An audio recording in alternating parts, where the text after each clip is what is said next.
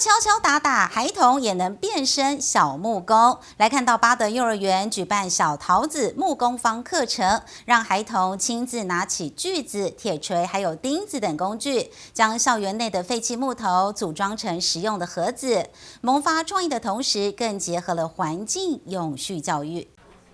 孩童拿着锯子，在家长的帮忙之下，成功将木头裁切成适合的尺寸，再用铁锤与钉子敲敲打打，成功把木板组成想要的盒子。桃园市八德幼儿园举办小桃子木工坊课程，希望能激起孩童的创造与想象力。贝壳的地方，因为贝壳都很漂亮。我家里玩具太多了，所以我就做这个盒子把一些玩具装到这里面。虽然他们有时候会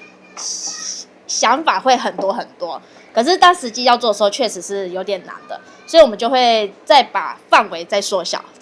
然后就会一来一往的一句一样的，就发现小孩子就会去慢慢去接受，然后就会去想我可以怎么去做。木工坊的材料全都是来自于校园中捡拾到的天然废弃物。小朋友来到校园的角落，仔细的在地上找寻漂亮的蝸牛壳，挑选满意的树枝，带回工作坊后，结合蜡笔、粘土等，把作品点缀上一层缤纷的色彩。透过更多的